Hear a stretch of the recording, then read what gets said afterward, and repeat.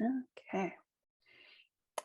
So tonight, obviously, we're talking about the pillar of physical wellness. So this is a category that encompasses a lot of things. And it's typically when we talk about wellness, it's the pillar that most people think of. It's the one that immediately comes to mind. So it encompasses things like exercise, um, nutrition, um, hormone balance and respecting our endocrine systems, getting enough sleep, having good hygiene, working on our toxic load, protecting our bodies, generally having the right wellness team to promote our wellness and to help guide us through the process of being well, and paying attention to the symbols that our bodies are trying to tell us. So I should say I am not a doctor. So this presentation is for educational purposes only. It's not intended to serve as medical advice. Never disregard professional advice from your wellness team. Always consult a qualified practitioner if you're making any changes to your wellness regime to make sure that the changes you're making are right for you. So that said, let's dive into it. So the first pillar that within physical wellness that we'll look at is exercise. And of course, we all hear about the importance of exercise, and I'm sure we've heard this a lot, but there's a lot of things it can do. One of the things that frustrates me is there's a lot of focus on weight loss and how you look within the exercise field. And while, of course, those can be byproducts, they're not generally why I recommend you focus on exercising or getting moving, because I think wellness is about more than what the number of your personhood rather relative to gravity says, or what if you look like Chris Hemsworth or not. I think it's about more than that. And so, but it can help you reach your wellness goals. So it can help manage or mitigate conditions or diseases. So for example, if you move regularly, it can help you manage your blood sugar. And by managing your blood sugar, you can help avoid things like diabetes. It can help avoid things like metabolic syndrome, which is becoming more prevalent in North America, which is sort of all of the diseases of modern life clumped into one category. If you have joint challenges, it can help strengthen your joints. It can help make them move better.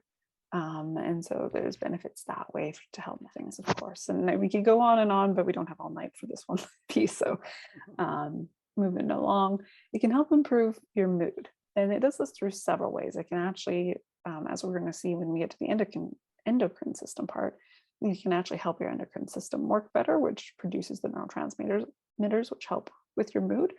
But it can also improve your self-confidence. It can help improve your ability. Like often we do exercise in social settings. So we go for walks together. We go to the gym with other people. We do exercise is often something that we do with others. And so that's another way it can help boost your mood, is just by being around others. I mean, unless you're going to a situation that is not very comfortable, then of course it can kind of have a inverse reaction. But in general, it can help improve your mood. It also helps improve your energy. And so related to mood, if your mood's higher, your energy is kind of higher. And also, if it's easier to move your body doesn't have to use up as much of its energy in just holding itself up or moving and doing your day-to-day tasks, which leaves more energy to do the stuff that you enjoy doing, or that you don't necessarily enjoy doing. You have more energy to do housework too, but generally you have more energy to take with you through the day. It can also promote better sleep. It can actually help with our circadian rhythms, which is that rhythm of wake and sleep cycles. Especially if you get up and get moving in the morning, if you go outside for your exercise in the morning, like if you go for a morning walk, you get blue light in your eyes early on in the day, and that can actually help regulate your circadian rhythm. So that's one way it can do that. Of course, there's many others, but that's just one example. Basically, based on all the stuff above, it can also help improve your sex life. So that's always a bonus too.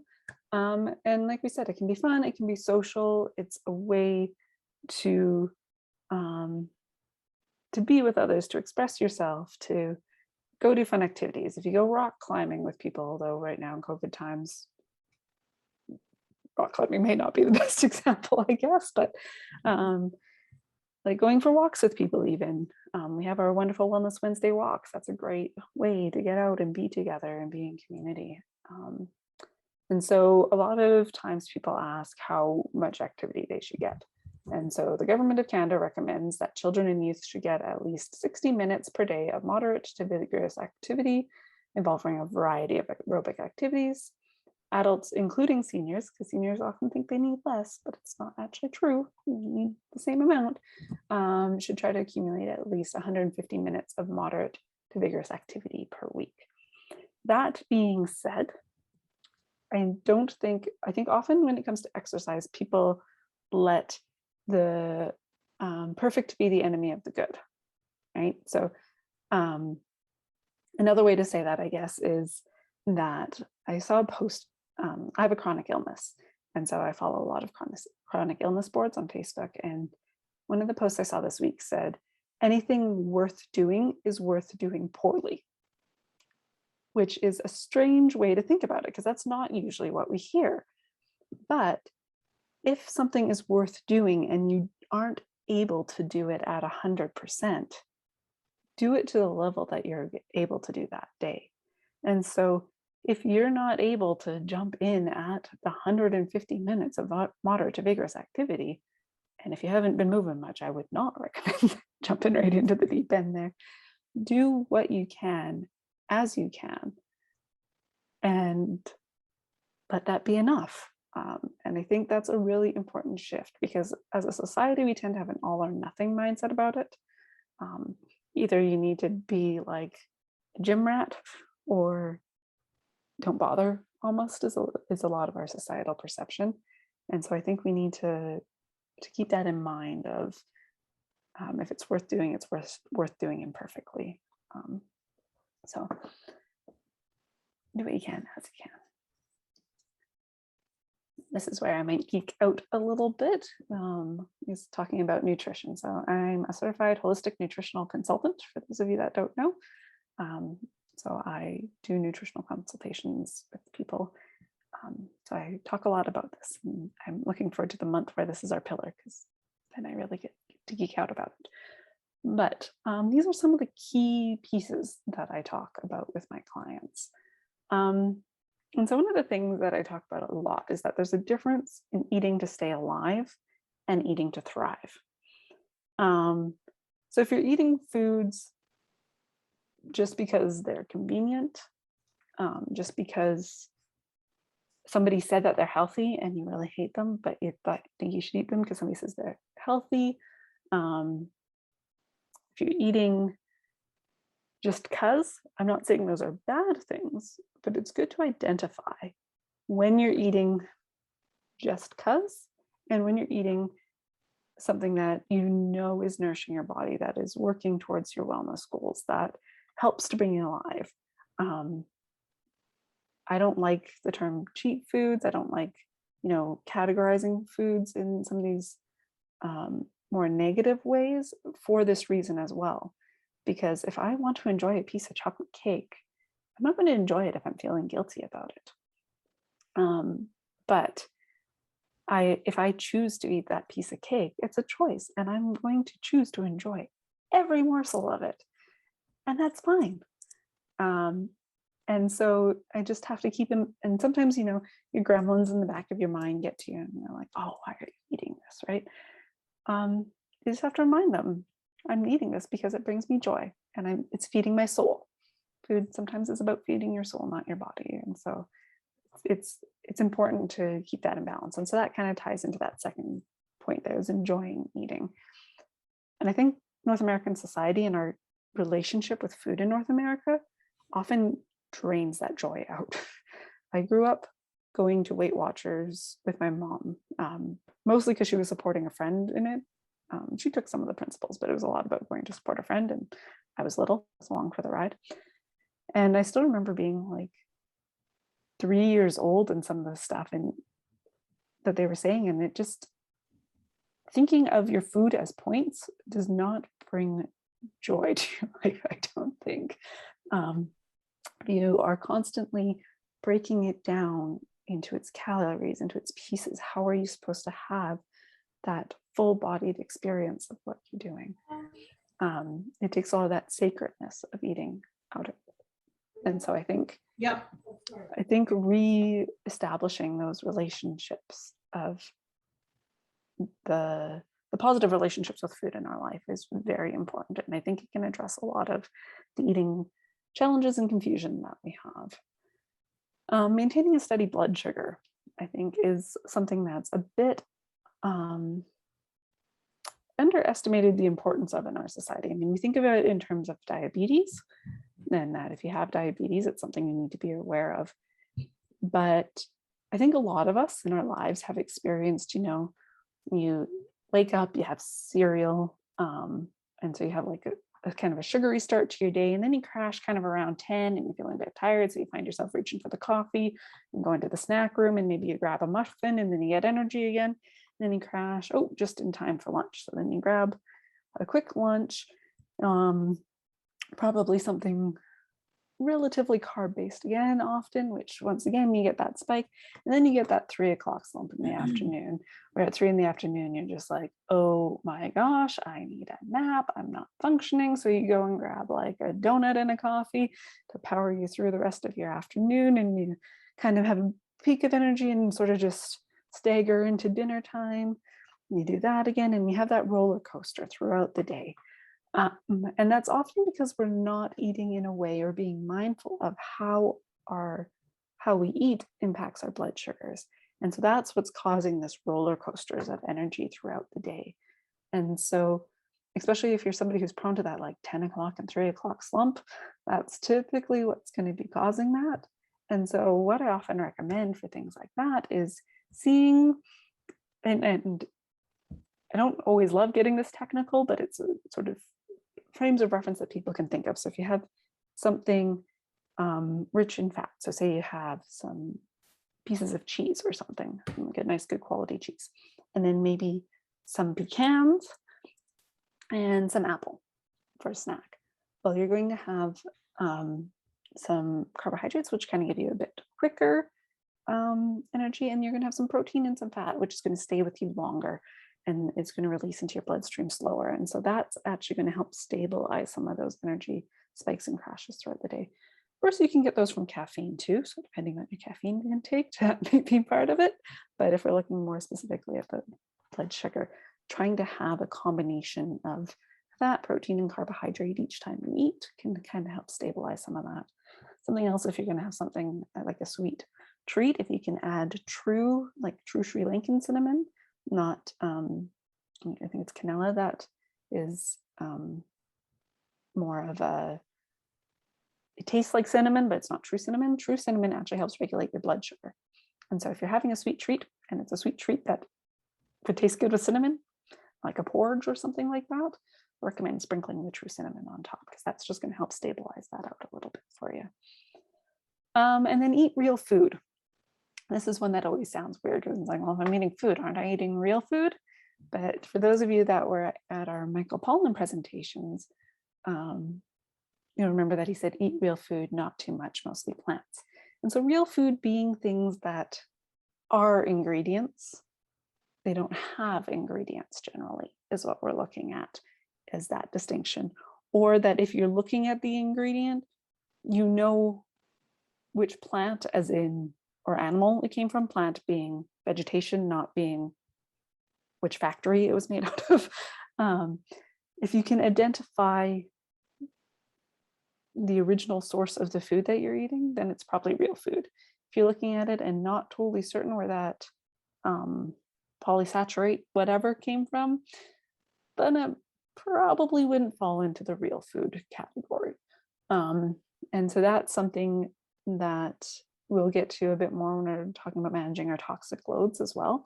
But that can really help nourish your body more, because if we don't recognize what the ingredient is, there's a decent chance our body's not going to recognize it immediately and not necessarily know how to utilize it super well. It might, depending on what it is. Sometimes there's a fancy name, like tocopherol is another word for vitamin E. So in that case, your body's probably going to be okay with it. But if it's red food dye number 5, your body might not know what to do with red food dye number 5. Or in my case, it freaks out and gives me hives. So, so there's just things like that that we can look at. Another thing that I recommend a lot is eat the real rainbow. So we're not talking about eating the rainbow as in eating Skittles here. We're talking about looking at foods that have rich color all the way through them, ideally. So like a red apple wouldn't necessarily count as red, but like a strawberry would, because it has that red all the way through it. So the like peak goal would be to eat all of the colors every day. I've done that in the past. It gets overwhelming. So what I generally recommend is trying to get all of the colors within a week. And that way, each color represents different phytonutrients that are going to help protect your body from different things, different varieties of antioxidants that help to fight those free radicals. And so, and they also taste good. Different colors taste different. Generally have different profiles. So it brings some variety, makes you more resilient, gives you a lot more nutrients. It's essentially a way of getting your multivitamin naturally.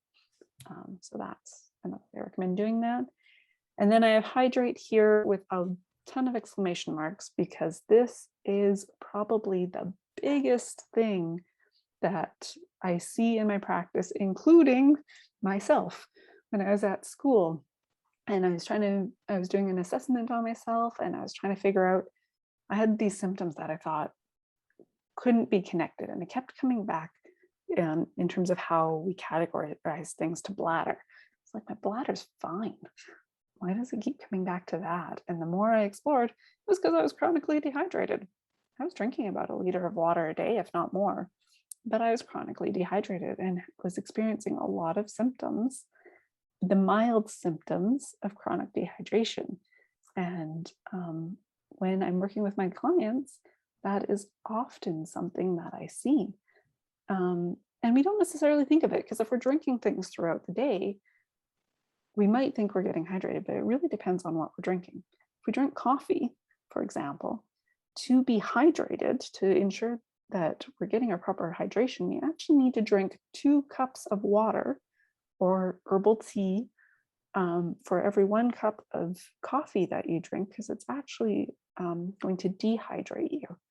And so I had somebody who thought they should be fully hydrated because they were drinking 12 cups of coffee a day. Not so much. I'm like, okay, so you need to start drinking 24 cups of water in addition to that.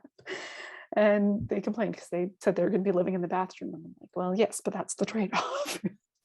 So I'm not saying don't drink coffee, but if you do, 2 cups of water to every 1 cup of coffee. And juice also people often think is being hydrating. Not really. It doesn't hydrate you in the same way. It can have some benefits depending on the type of juice you're having, but it's also going to bring a lot of sugars into your body. It can really affect your triglyceride levels in particular. And so so it doesn't really count that way. It's not going to dehydrate you the same way coffee is, but it's not going to hydrate you in the way that water or herbal teas would. So, and by herbal, I mean non-caffeinated, but not decaffeinated. Decaffeinated still has caffeine in it. It'll be less dehydrating if we're looking at a good, better, best scale. It could potentially be better depending on how it's been decaffeinated. There might be chemicals. That's a whole nother tangent, but herbal being sort of the preference if we're looking at hydration. And on that note, I'm going to take a drink before I go to the next section.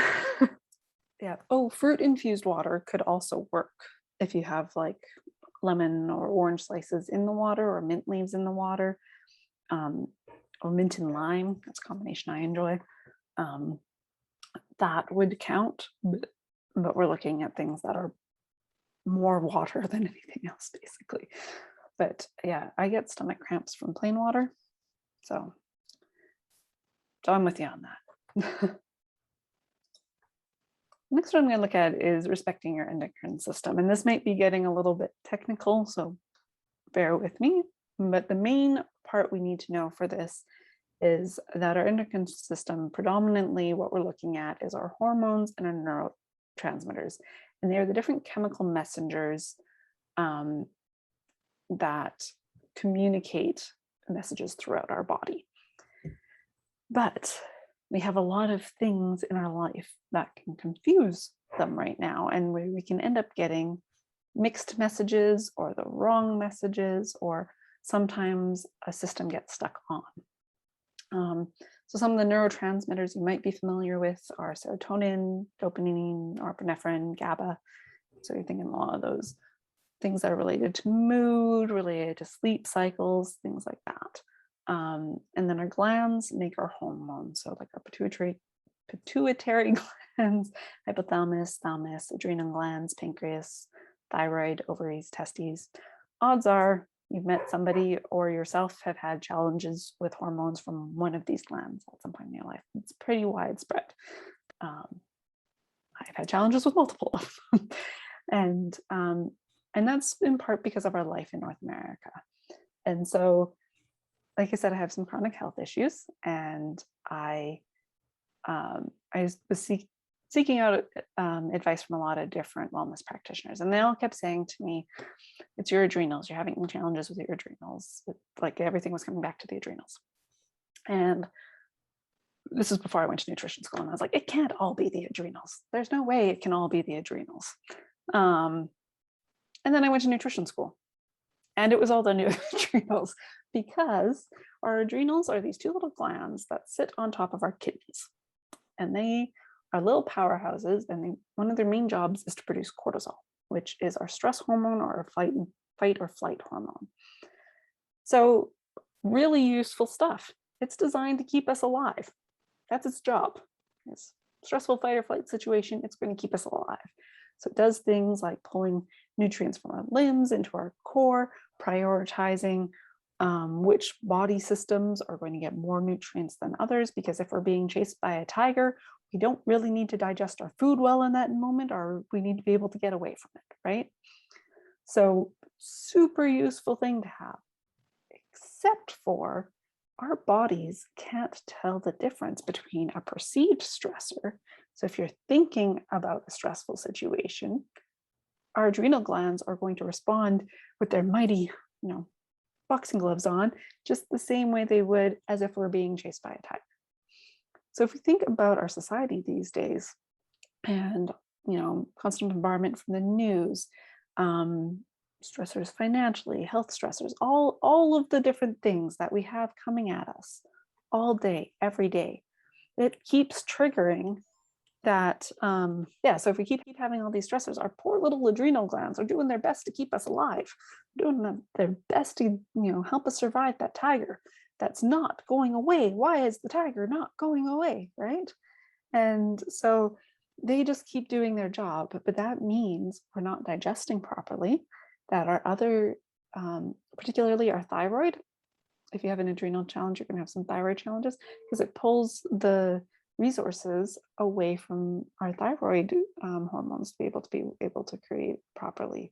We're going to see potentially we end up to protect our internal organs, you may end up with what's called the cortisol belly. So if you have that lower belly fat, like right at the bottom there, it builds up a fat layer to protect us, so that if something's about to gore us, we have more protection or more padding on our stomachs. So if you're having some weight challenges and you're not solely certain why, and you've tried everything, there's a decent chance it's actually your stress that's helping to create some of that padding on you. So that's another way we need to really respect our stress hormones, and that they affect a lot of our life. And another challenge that we have as a society is we've gotten really good at creating cool new things, which is awesome. But occasionally those things aren't great for our health. And so if we look at like BPA plastics, they are a xenoestrogen. And so they can actually act like estrogen in our body when it gets transferred through melting or whatever. We end up with microplastics in us all the time. but our body perceives it as estrogen. It binds to those receptors. And so we can end up having estrogen dominance challenges. And this applies to both men and women. So it can be really problematic for things like estrogen-dependent cancers, so particularly like estrogen-dependent breast cancers. If you have a lot of xenoestrogens in your life, so that's non-native things that bind to the estrogen receptors, it can really increase your likelihood of having an estrogen-dependent cancer.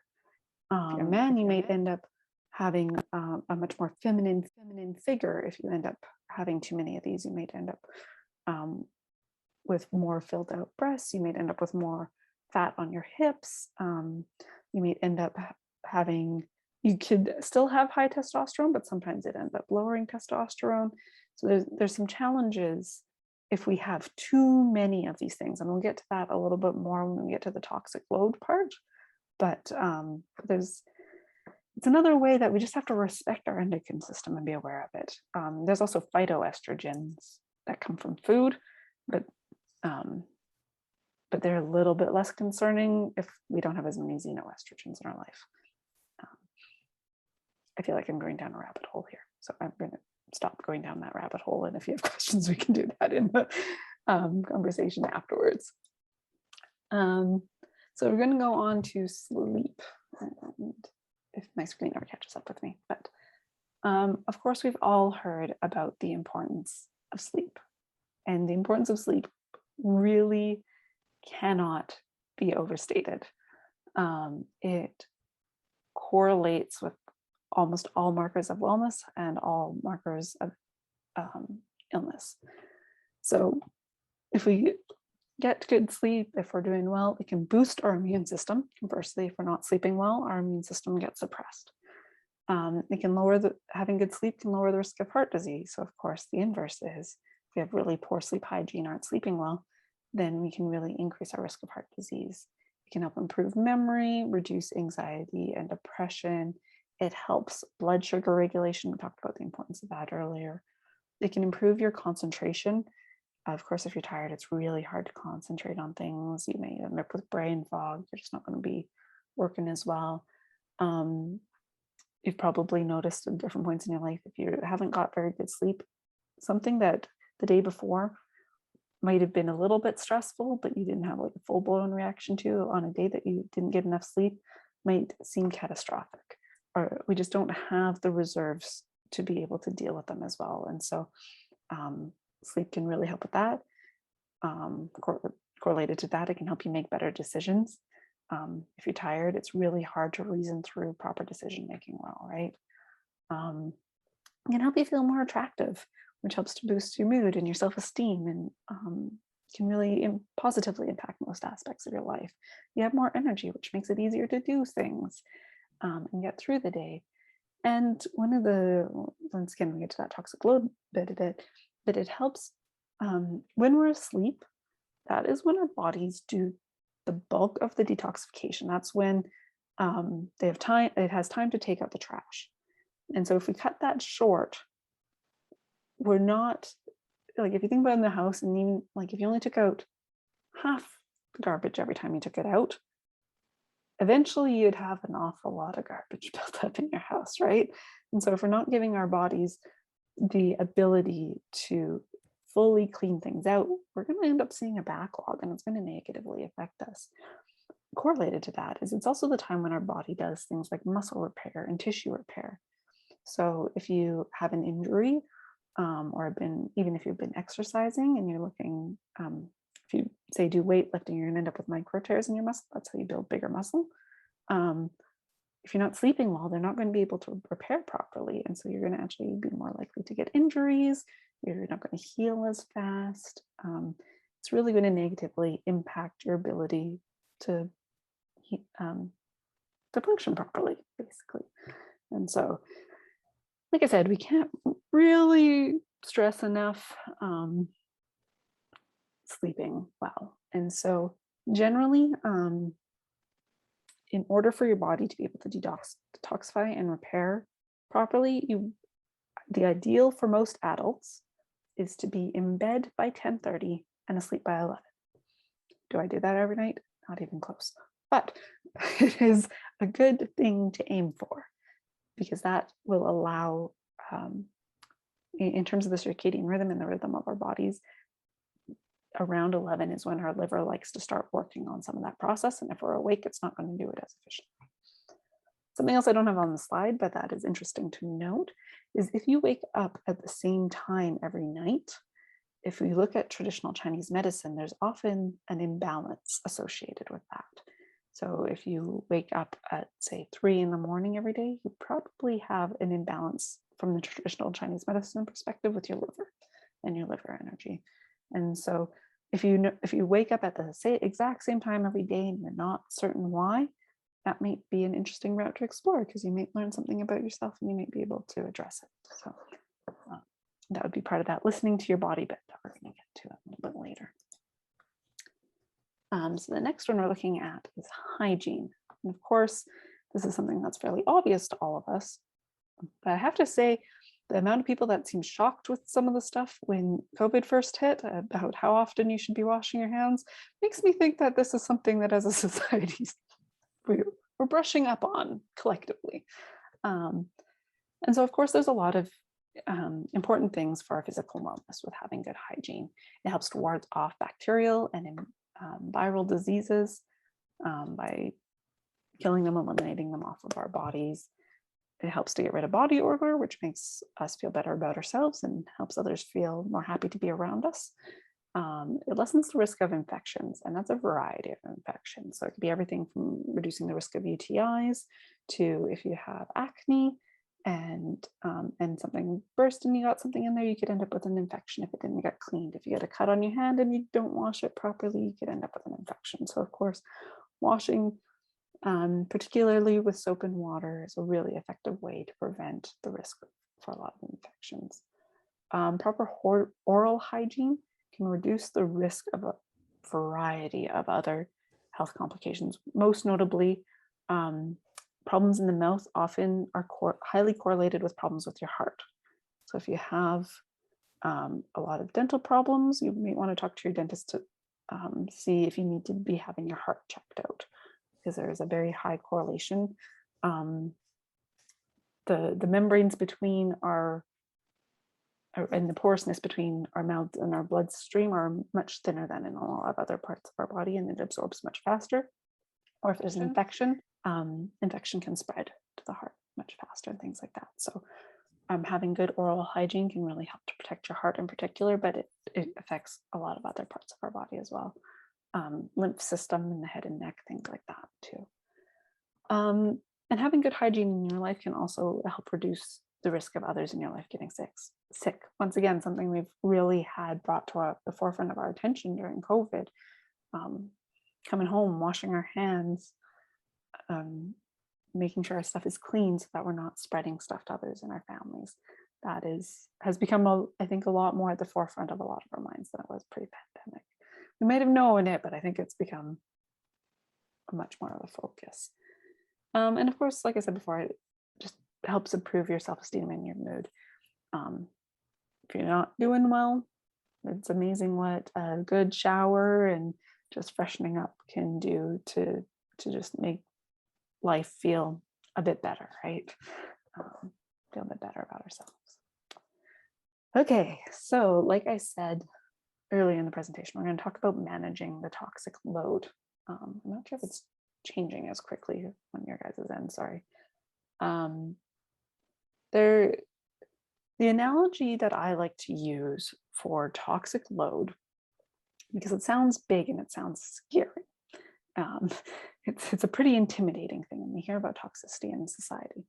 But if we think of our ability to manage toxins in our life like a bathtub, right? So you have a bathtub, probably don't have the plug in, but if you have one tap going and it's going not too fast, things aren't pouring too fast in the tub, it's going to drain out. Okay, so if that was our bodies, we'd be able to manage it fine, right? If you increase the volume on that, well, you might, the tub might be filling up faster, it might not drain as well, but you're still going to be okay. Your bathroom's probably not going to flood at that point. But the more taps we're adding and how much water is coming out of that tap, eventually that drain might not be able to keep up as well. And so you'll see the water levels rising and rising and rising. And as long as the water's staying in the tub, things may not be great, but generally we're okay. But at a certain point, that water might overflow the tub. If we have 10 taps going full force, the odds are eventually it's going to spill over the edges, right? And so that's how I like to think about toxins. When each thing on its own probably isn't going to cause a problem, but if we have enough things that overflow our bathtub, then we're going to start seeing some complications in our lives. But if we start turning some of those taps, turning them down, reducing the amount coming, then eventually the water is going to stop spilling over the edges and we'll probably be okay again. And so the recommendations I'm giving here, it doesn't mean that you have to do all of them perfectly all the time to live a healthy life, but they're all the various taps that you might have, and you might want to consider how much water might be pouring out of them into your bathtub. So choosing, can you guys see the managing toxic load one right now? Yeah. Don't know. There we go. Okay. It's changing on one of my screens, but not the other one. Sometimes it's technology. So much fun. So one of the things that you can do is choose to eat organic where possible. And this is because the pesticides on it, like on the vegetables, like I said, on their own might not be a bad thing, but they may be one of those taps contributing. But we don't have to do that with all of our food, because eating purely organically can be expensive, it can be challenging to source. So there's a guide called The Dirty Dozen and The Clean 15. So the Dirty Dozen are the foods that really, if you can afford it, you're going to want to buy those ones organic. They're the ones that are going to have the most significant negative impact on your health if you're eating conventionally produced ones. The Clean 15 are the ones that you have to worry the least about. If you're going to choose stuff to not buy organic, those are the ones that are probably your best bet for not buying organic. So that's a good tool if you're trying to decide where to allocate your resources. Cleaners, it's amazing how much toxicity comes from our cleaners that are supposed to be helping to keep us safe and healthy. And so I've actually found switching to more natural cleaners, or switching to I mostly use vinegar, baking soda, and some essential oils in various combinations to clean most things in my house. And things are still clean. And I tend to react poorly to conventional cleaners, and so I don't react poorly. So that's been a nice change in my life. For things like laundry detergents, I choose more natural ones that don't have a bunch of fragrances. Fragrance, it can be one of the really challenging ones. So trying to choose things that are at least unscented might be a good starting place to be at. Using a water filter. And this is one I resisted for a really long time because we have really good quality water in Calgary. For a while, Dasani literally bottled Calgary water. So if you bought Dasani water in the Calgary area, you were literally drinking basically Calgary tap water. Bottled water doesn't count here, by the way, because there's like almost no regulation on the quality of bottled water. I'm talking about getting even something like a Brita filter, a Centivia filter, something like that. And the main reason is as cities grow, they tend to need a higher concentration of things like chlorine in their water. So if we're looking specifically at chlorine, you don't even necessarily need a filter, but if you had like a pot of water or a container of water that you left on your counter and allowed to evaporate, a lot of the chlorine would evaporate out of it. But having high levels of chlorine actually can kill off your bacteria in your gut. And so you might end up, if you're sensitive, I mean, once again, this is one of those, it's another tap. This is not universally true.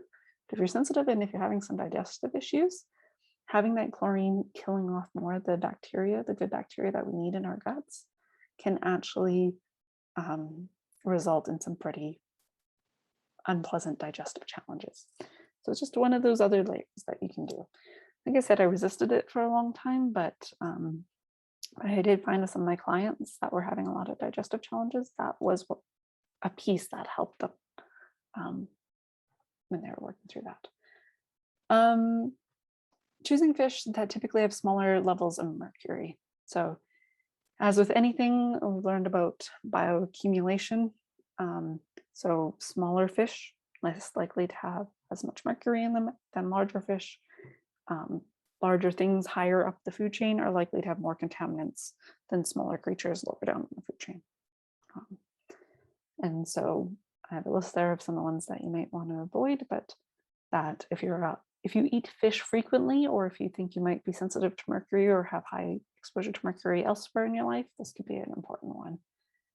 We talked a bit about those plastics that are xenoestrogens. I meant to have phyto and xenoestrogens there, but things like soy. So if you're somebody who thinks you might be having some challenges with estrogen, soy is very high in phytoestrogens. So you might want to avoid that. A lot of dairy products, of course, dairy is high in hormones. So if you are having something that's a hormone dependent challenge, or if you're having trouble regulating your hormones, dairy might be a challenging thing. It might be somewhat contributing to that because it can bind to some of those receptors. So particularly, I know somebody who's going through an estrogen dependent breast cancer right now, and that was one of the main things they recommended, was eliminating the dairy, because it can help that cancer grow. Plastics, like we said, like BPA plastics, things like that, we want to avoid. Air quality in our homes, especially if you live in a city, if you live near a main road, like for example, when I lived just off Memorial, the amount of soot that was in my house was astounding. So looking at how we can improve the air quality in our homes. So there can be houseplants. So some of the best ones for that would be peace lilies, pot mums, snake plants, but of course, to some extent, any plant's going to help with that. Or you can get some air filters, especially when we have so much smoke like we did this summer. That's another time when it's really important to have something that's going to really help improve your air quality in your home, because that's going to be a big stressor. That's going to really have that tap going into your bathtub full force in terms of toxic load and things. So choosing clothing and household items that are made predominantly from things found in nature rather than synthetic. It's amazing how much we collect through our skin, as you see below. Our skin absorbs about 60% of what we put on it, and it can end up in your bloodstream in about 26 seconds. And so once again, this isn't one of those like purge your house of everything and go all organic in everything in your life right now. And if you have environmental allergies, potentially, but just generally, if you're looking at two things and one is made of more natural materials and one's much more synthetic, like if we're looking at a pleather versus a leather, the leather is generally going to off-gas. It shouldn't off-gas, depending on how it's processed. I guess it might, but it wouldn't necessarily off-gas the way the pleather would. If you're looking at wood, like a hardwood versus a particle board, the hardwood's going to have less negative effects in your life than the particle board that has all the glues and everything binding it together, right? So just one of those, like, when you have the option, maybe keep in the back of your head, oh, this one would be better. And the nice thing is they often wear better as well. They tend to last longer. Not always, but in a lot of cases. So that's a side benefit. Choosing natural, organic cosmetics and beauty products, like I said, you absorb 60% of what you put on your skin. And so once again, if you're looking at those ingredients, it's similar to when we're thinking about what we're eating. If we don't recognize what's on there, there's a decent chance our body's not necessarily going to know what to do with it either. So I've switched to basically using edible, wouldn't recommend eating most of them, but edible products on as part of my beauty regime. So edible deodorants, edible shampoos, soaps, things like that. Things that if I ate, they wouldn't kill me, is what I mean by edible. Not saying I would eat any of them. Don't think I would. Does not sound appealing, but I could, and it wouldn't cause me problems. And so that is important to me as a way to reduce that. And for my body, because I was having some challenges, that's for me one of the things that I've seen really help actually. For the past few weeks, I used conventional shampoo again, and my hair is not happy with me because it had switched. So there is a detoxification phase that you go through for that, and you can get into details on that at some other point. The transition is not nice, but once you get through it, you often have healthier hair, healthier skin, all of that kind of stuff. And like I said before, when we talk about sleep and different things, we want to support our body's natural ability to detox. So we hear about like detoxes and cleanses and things like that. That's not what I'm talking about. Those can actually be very dangerous depending on how high your toxic load is. If you're going to do one of those, make sure you're doing it with medical supervision, because it can be very dangerous for you. But I'm talking about doing things that make you sweat, sleeping when your body's wanting to take out the trash, things like that. And so being hydrated enough that we can eliminate things, those gentle things that we can do day to day to help support those systems. That's what I'm talking about there. Oops. And we're going in the wrong direction. Okay. I'm going to take a drink because we're talking about hydrating. Give me a sec.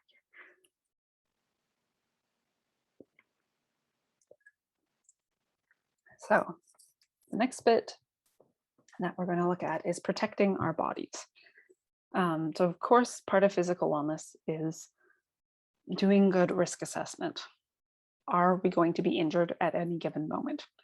That's a part of good physical wellness. Is there chemical concerns, radiation concerns? Is something going to fall on our head? Are we going to get dust in our eyes? Are we likely to come in contact with a virus or some kind of biological contaminant? Are we going to eat spoiled food? Obviously, that is not going to be great for our physical health, right? And then when we're traveling and we're doing things, are we going to have access to healthcare? Is there something about me that is going to make it not safe for me to be in an area?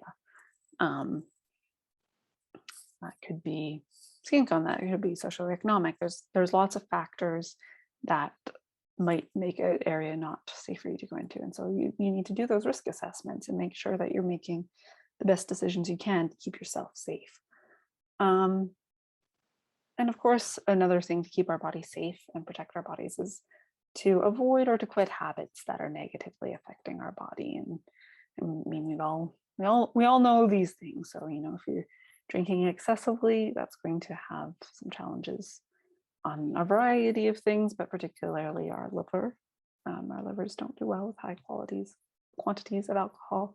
If we're smoking, if we're smoking, our lungs can negatively have a negative effect on the health of our lungs. We might be looking at COPD long-term, things like that.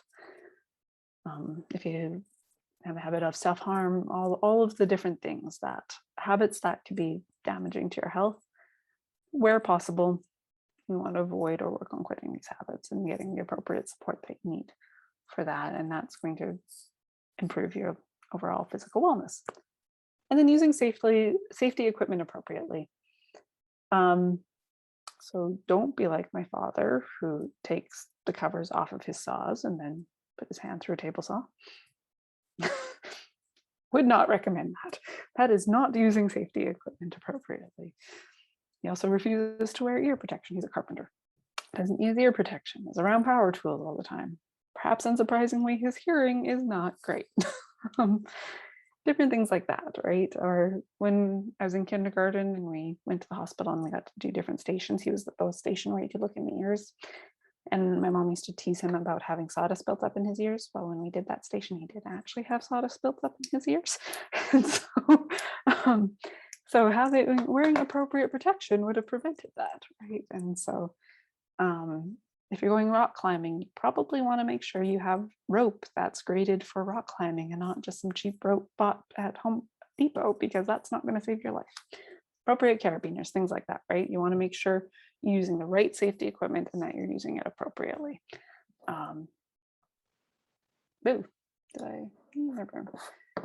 My mouse is having a bit of a day. I'm sorry. Okay, so finish that one. So the next one would be developing a good wellness team. And so there's um, a lot of confusion around what we need to do to stay healthy. And so having a team of professionals that can help you navigate this, I just realized my last two slides somehow got flipped. I told you I'm having a fun tech day, so I'm going to skip to the next one and then I'm going to come back to this. Sorry about that. So being in tune with your body. We need to pay attention to what our body's trying to tell us, right? Our bodies are trying to communicate with us all the time, but generally we are really good at ignoring them. Or we haven't been taught how to interpret what our body's saying to us. And so part of it is that we live in such a fast-paced society, we don't necessarily take the time to stop and listen. So taking the time to stop, slow down, check in with yourself. How are you feeling? Just taking that time can be a big shift and can actually really make a big difference. If you're experiencing some challenges and you're not totally certain why, using something like a food and mood journal might be really helpful to try to track how different foods are affecting your mood, for example. Now, this is not recommended for people who are experiencing or have a history of disordered eating, but if you don't, it could be an interesting way to track some food sensitivities or to track maybe some of those blood sugar fluctuations we were talking about before. And the interesting thing, if you're looking at food sensitivities, is it can take up to 3 days for it to manifest. And so you might not put, without tracking it out, you might not notice that, every time you eat something 3 days later, your mood's awful or you're bloated or whatever. But yeah, it can take 3 days to manifest. So that might be an interesting tool that you can use. Meditation gives you that time, that space. If you do certain guided meditations, they'll help you do body scans. And that can be really helpful in getting in touch with your body and figuring out what part of your body maybe needs a little bit more of your attention at the moment. Listening and learning from cravings. So food cravings, often we just think of as kind of annoyances or things associated with pregnancy, but often food cravings are actually trying to tell us that our bodies need a certain nutrient if we're like, oh my gosh, I really want something. So a lot of people really crave chocolate, right? I just want chocolate, I need chocolate now. Often that's related to magnesium deficiency, which makes sense because soils worldwide are pretty much magnesium deficient, so our foods are magnesium deficient, so we're not actually getting as much magnesium as we should. It's one of the few supplements that I recommend that most people take. There's different types, so it depends on the person, but generally we need more magnesium in our lives, and that's part of the reason why people are like, chocolate, I need all the chocolate when they're stressed, because magnesium helps you calm down. If you are craving lots of salt, if you're one of those people that always craves a salty snack, you might not be getting enough electrolytes. And so salt, of course, contains a lot of electrolytes. If you're trying to make your own electrolyte drink, you could mix up a bit of lemon water, salt, and honey, and that would be like a homemade Gatorade, basically. But it's probably telling you might need to look at, some of your hydration, getting some of those minerals in balance in again. And so different foods have different things. So if you find yourself with a really random craving, you might want to look up what your body might be trying to tell you. Learn how your body tells you it's thirsty. And that's a really interesting one because often we ignore thirst signals, especially when we're younger. They're kind of annoying as a teenager, or you're in school and you don't have the opportunities to. So you train your body out of listening to a thirst signal often at a young age. But then your body has to come up with creative ways of telling you. But we don't always know if we're going to, we always know what our body's trying to tell us, right? And so often it'll send us a hunger signal when actually we're thirsty. So if you're getting kind of hungry at a point and you don't really know why you're hungry at that point, probably actually means you're thirsty. So I would start with a drink before going right to food, because often it actually means you're thirsty if you don't know why you'd be hungry otherwise. Sometimes I've had People who their bodies didn't do either of those, or at least not that they noticed, so went straight to muscle cramping, and you get like a major Charlie horse. That's typically another sign that you're needing some water or something like that, and some magnesium probably. It's a bit of a combination of the two, but yeah, just learning what your signals are for being thirsty, and learning where you carry your stress and techniques that you can use to release it. So I carry my stress here. I wear my shoulders as earrings. And I occasionally, it's actually kind of helpful having all the Zoom meetings because I have a visual feedback of how stressed I am getting in some meetings. And then I have to remind myself, release, let it go, and consciously think about releasing that stress. Because if we hold it in our bodies, we're going to end up with a lot of muscle tension, and that just ends up hurting.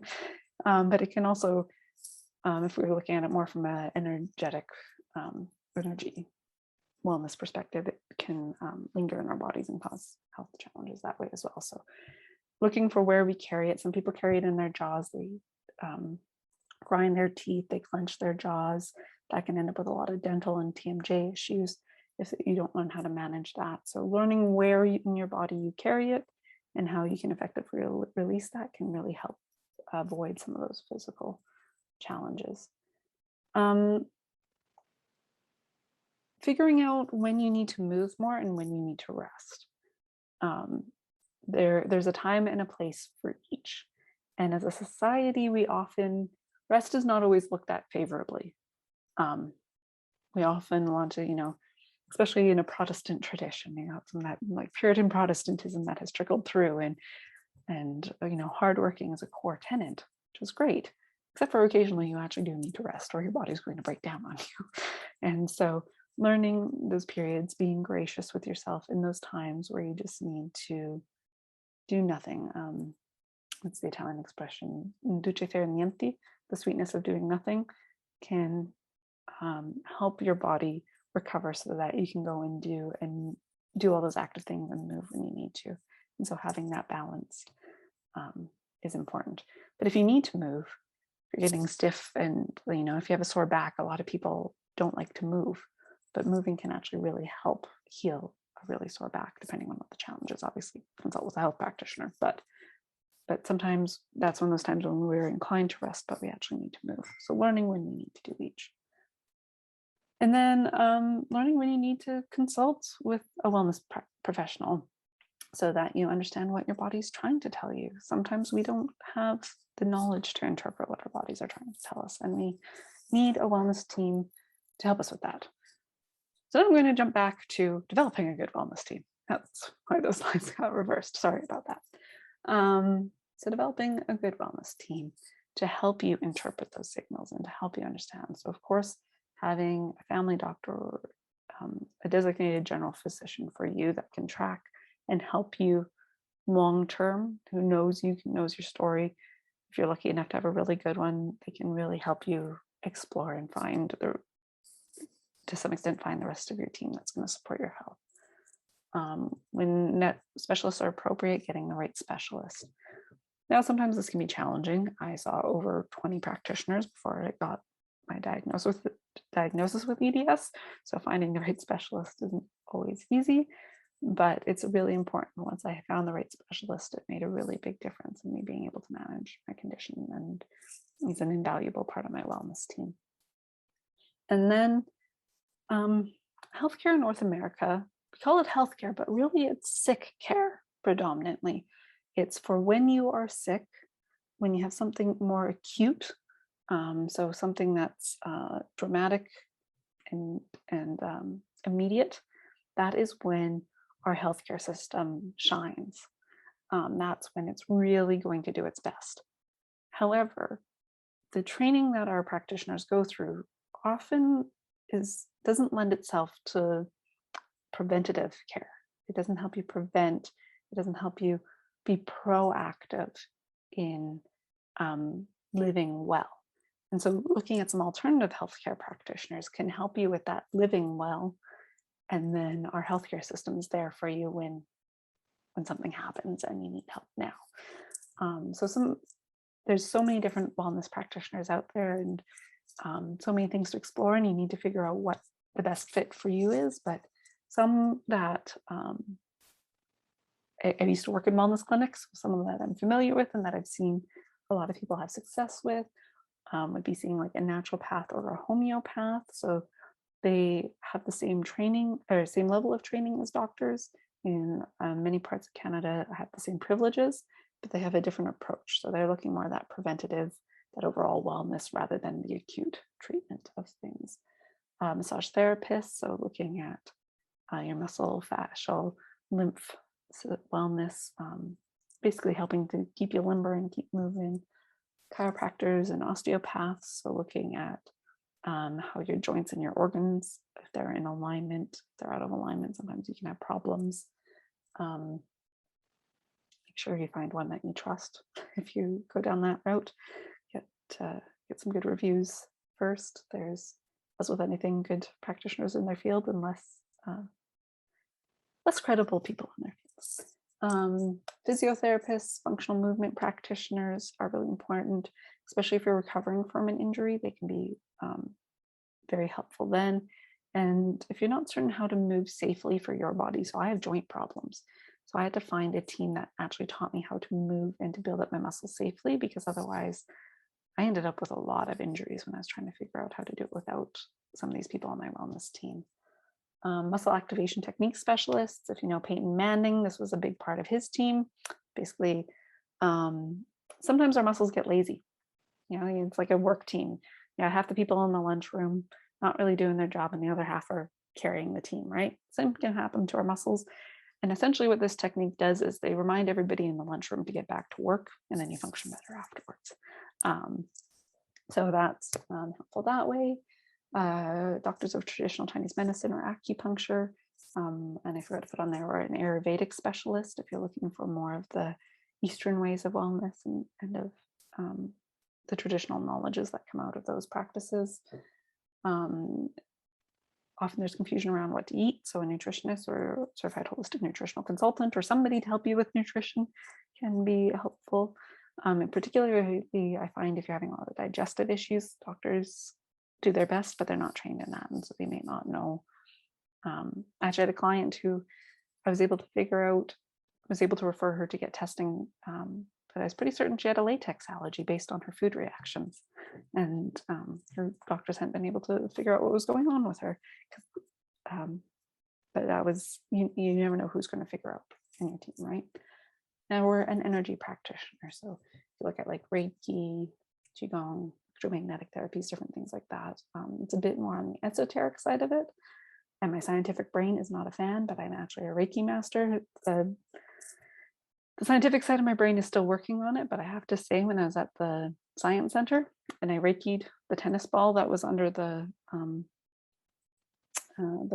camera that shows you heat spectrum, you could actually see the energy transference. It's fascinating. So that helped the scientific side of my brain appreciate what can be done in energy work a bit better.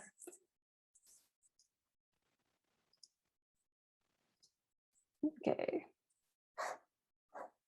And I think looks like we're at the end. Okay. So I will stop the sharing and stop the recording.